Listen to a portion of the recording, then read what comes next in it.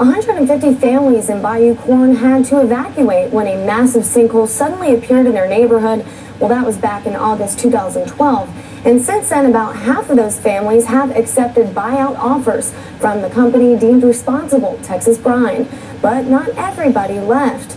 News 10's Darren Roberts spoke to one woman who simply did not want to move or spend her second Christmas away. Christmas Day, Talicia Donna Creature was visiting her family on Bayou Corn, only several hundred yards away from the infamous sinkhole. My sister is still living there, and the whole family's there, so you know we're okay with being there for Christmas. We wish we were there every day. Post-sinkhole disaster, she's living in an RV park more than 10 miles away off LA 70. I stayed for the longest time until the people I was renting from took a buyout, and I had to leave them. Donna Creature also owns property in the evacuation zone, but is among those who are refusing a buyout from Texas Brine Company, even though her sister is among more than 6 residents who are taking the buyout option. So far, we've reached settlement agreements with 68 of the property owners. I love the fresh, clean air, the wide open space, the water, the wildlife, the fishing, the people. But Donna Creature says she certainly has her concerns. I don't know that I'll get a builder out there, a builder's crew. If I do build, if I'll be able to get insurance on the house, what the house will be worth once it's built. We understand that this has been a regrettable disruption to their lives, and especially now at the holidays, is probably a very difficult time for many of these the residents. But we've tried to respond as responsibly as we can. Reporting in Assumption Parish, I'm News 10's Darren Robert. Thanks, Chris. For the second straight year, some 150 families around Bayou Corn have been unable to enjoy Christmas inside their own homes. They were forced out in August of 2012 after a sinkhole was discovered near their property, a sinkhole that has continued to grow. According to Texas Brine, about half of the 100 families impacted have accepted a buyout, but not everybody. Talicia Donna Creature is one of the residents who did not accept a buyout. Instead, she says she's still trying to work out a deal with Texas Brine. This Christmas, the lady is still living in a temporary home, an RV about 10 miles up the road from the sinkhole. I didn't want to leave in the first place. I'm only here. I evacuated because I had to, and I'm going to go back as soon as I can, one way or the other. You know, I'm working with Texas Brine to work something out. They are working with me, and yeah, I plan on being back. Scientists still can't say when the sinkhole will finally stabilize. The latest round of buyouts is apparently just around the corner for Texas Brine. Coming up tonight at 10 o'clock, News 10's Darren Robert will have more on the ongoing situation in that community. For the second time in less than 2 months, more cracks are showing up in that earthen berm that is surrounding the sinkhole in Bayou Corn. Officials say the cracks are being created by what they call intense underground tremors. The sinkhole was first discovered in August of 2012, prompting a mandatory evacuation of area residents. This makes the second Christmas in a row now that some 150 families have been forced to celebrate Christmas outside of their homes. Texas Brine says it will continue to fill the cracks with more soil, but so far there is no end in sight. That hole now covers more than 36 acres. Earthen berm surrounding the Bayou Corn sinkhole in Assumption Parish has developed some new cracks. This is the second time in 2 months that they've developed new cracks that have apparently been caused by what officials are calling underground micro-tremors. According to parish officials, the cracks have formed along the southern part of the berm near the Bayou Corn waterway. That's the same area where the first set of cracks developed in October. The cracking at that time, which has since been repaired, coincided with some sinking of the berm in that area. According to Texas Brine, they plan to keep maintaining the levee by bringing in additional soil.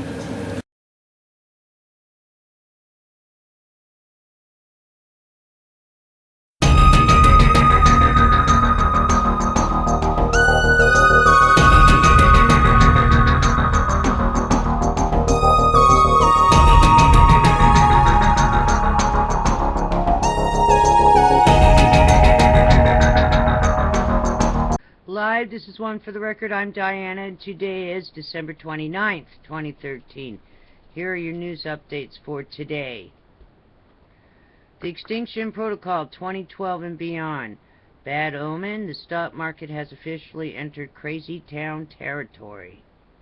Wow. El Salvador's San Miguel volcano erupts with powerful explosion. 5.2 magnitude earthquake strikes southern Italy. Wow. Moving on. The Watchers watching the world. Surprising strong eruption of San Miguel volcano, El Salvador. Moderate M3.1 solar flare erupted from AR 1936, located at the center of the disk. Alright, moving on. E&E News, the energy news. Fukushima. Today, UN official astounded homeless are taken to work in Fukushima, ready to die. Pastor. At end of month, they're left with no pay. Police. They end up in debt to employers after food and housing fees deducted. What crimes against humanity? How long is the UN going to let this keep going on? Gunderson. Nuclear fuel has been moved by groundwater at Fukushima Daiichi. It's time to walk away from plant for next 100 years once there's an underground sarcophagus. Much more difficult to contain than Chernobyl.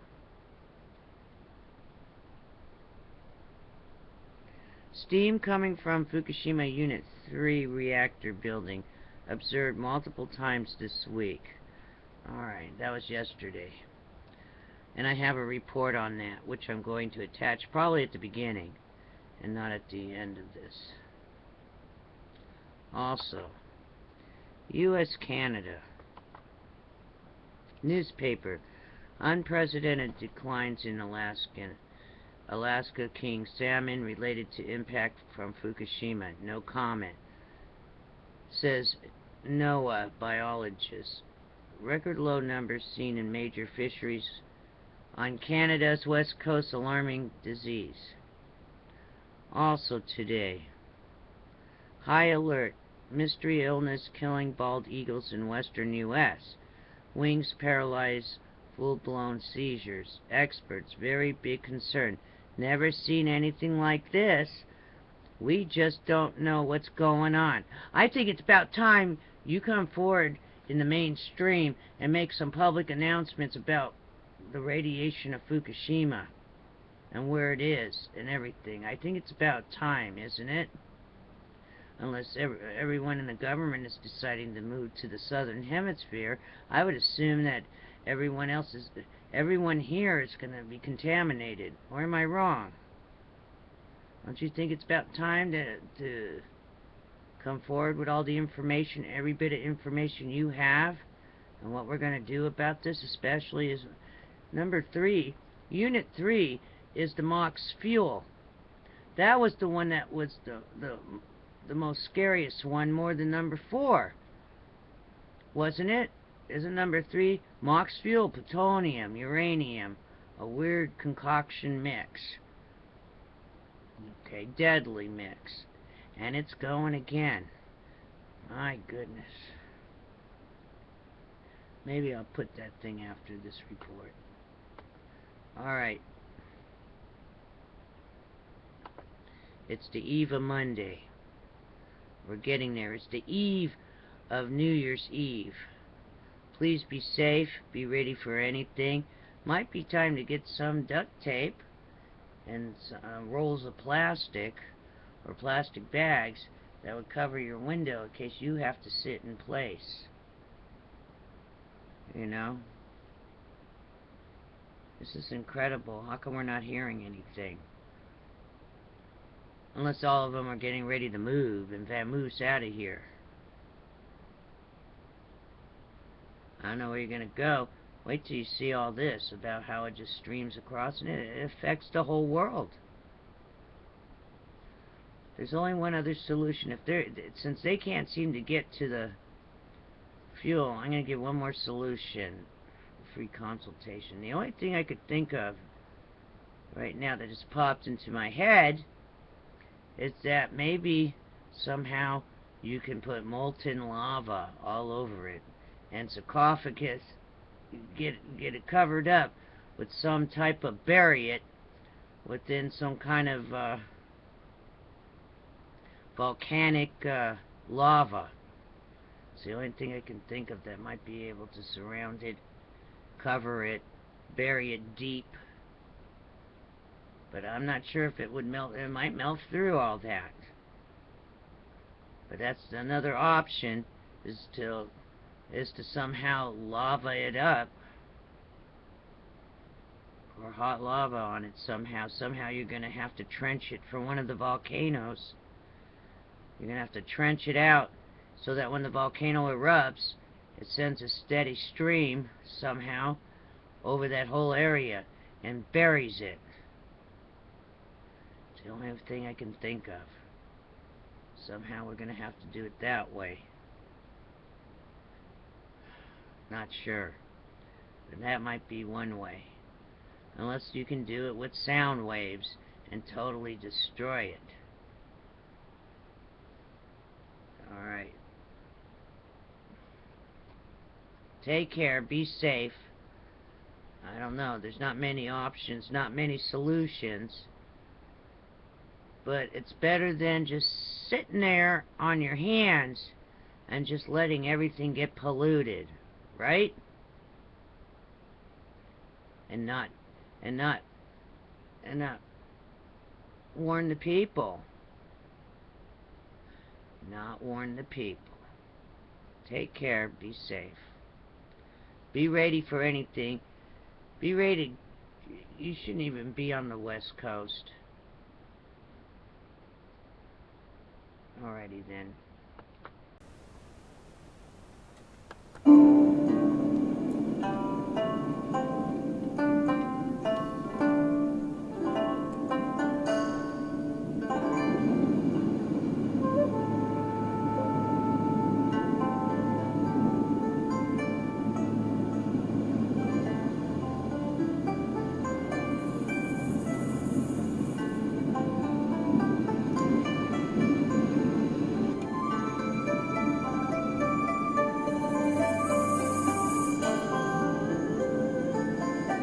Fukushima is really dangerous right now, and getting more dangerous by the moment.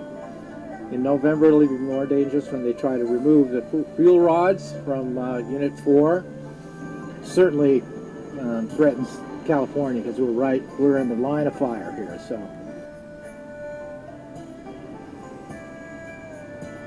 radiation exposure has always been one of my causes. What do we do with the, the waste? We don't know what to do with it still to this day, and I'm concerned about my family and my grandkids, and that's why I'm here. So for me to be here on the beach was imperative, especially with the impact that's happening with the water that's being dumped, the contaminated water that's being dumped into our ocean every day from Fukushima. So to have that connection was really important to me. We're all connected by water. We're all connected by our oceans. Japan is really not that far from us, and other places, Australia, Canada, we all share Europe. All the waters connect. Two things. This really could be the big one. This could screw everything up. Talk about the economy and the Tea Party. That's nothing compared to what could happen given fuel rods 100 feet off the ground. The effects of that invisible dragon that they call it, wow. And at the same time, it's the biggest opportunity humankind has ever had to come together. It's really exciting. This changes everything. I mean, it makes every other problem we have diminish in importance, just disappear almost.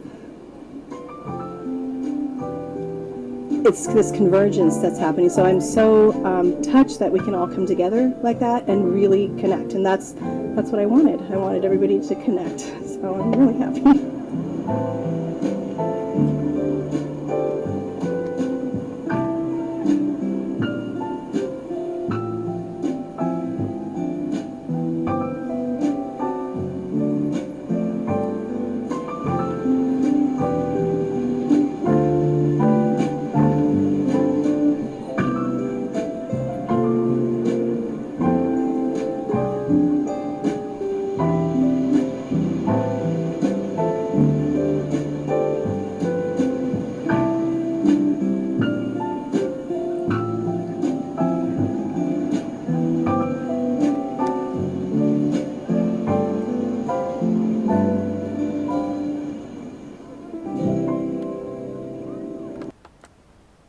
December 29, 2013.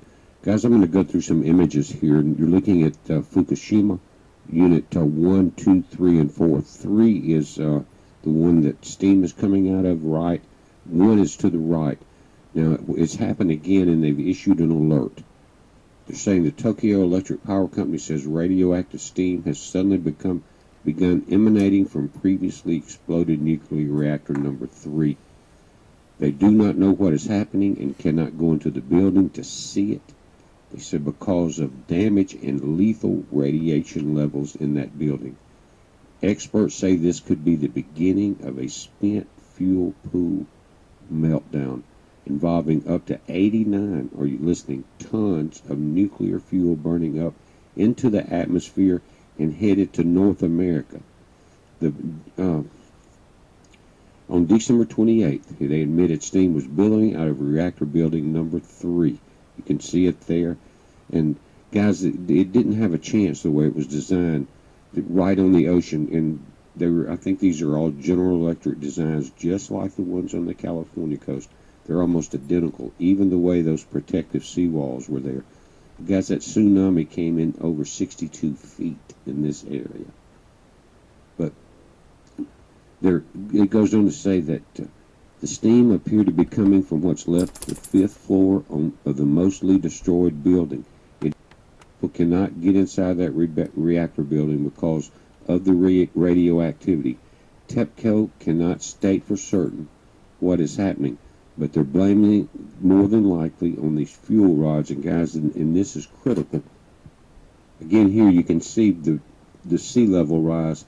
And this was not the crest of the waves. This was the average height at 62.336 feet above that sea level rise. Guys, that's a lot. And that island had seawalls, but it dropped. The entire island dropped at that time. Now, they're saying that there are 2 basic possibilities if another meltdown is in progress. It says the radioactive fuel ejected when the reactor exploded. They've mixed together into many meltdowns and are taking place in these small clumps of pellets. It says number 2 is pellets of radioactive fuel injected when the reactor exploded went into the spent fuel pool located above the reactor and have begun melting down so seriously that they are boiling off the water in the spent fuel pool. It says since steam is visible, that most likely scenario, and if so, would be an absolute nightmare, worse than the original Fukushima disaster. The spent fuel was situated on the 4th floor above reactor number 3, and if this is the source of the steam, the situation could escalate rapidly out of control. Now, guys, you can see these are images when it happened. That's the nuclear plant burning there. But these are not current images. We don't have the current ones coming in right now. This is their airport after it happened. But I'm going to continue reading this report. It says that they're going to keep up to date on developments via the internet, and I'll keep them uploaded here. We're going to talk about this on tomorrow's show. It's at 2:30 Central Time, 30 minutes after Pastor Paul's show. He's updated some of this, and I'm going to have all the updates that I can get from TEPCO from this. But the mass media is not reliable because the government there, they want to avoid mass panic. This is coming from some of the local people there. And listen, they're actually talking about being prepared with radiation suits and plastic, wrapping yourself in plastic and duct tape and things like this. But I'll get the report on it, and I'm going to put a link to this report so you can read it yourself. But you can see how the radiation comes off Fukushima and wraps itself around the Arctic vortex. North America, Canada gets it all the way around to the British Islands, back around across Russia and China, back across the ocean and back across Fukushima. But they could have not picked a more perfect place in the Northern Hemisphere for a reactor to go out if they wanted to get the entire globe, because this is the point. You can see the air coming off the Arctic, across Fukushima, across Kamchatka, Russia, and across the Aleutians to the Pacific Northwest. This just continues right around, guys. You've seen our videos in this vortex. It is trapped. And guys, don't forget that the coronal hole that's so large that it's giving us that excess heat is bearing down on these storms. But I just want to read one of these things, and I'm going to link to it because it seems serious enough. But they're talking about, again, cutting sheets from covering up your windows. If this comes in, and they're saying up till January the 3rd could be the date. But guys, you can see that the weather is bringing this around fast. I've just got a hold of this information after tonight's show, or we would probably win another 30 minutes with this. But again, I'm going to link to it, guys. I want you to go to the site, read the precautions. I'm going to get all the updates I can. We'll have it in a video tomorrow and on tomorrow's show, again, starting at 3:30 Eastern, 2:30 Central Time on Blog Talk Radio.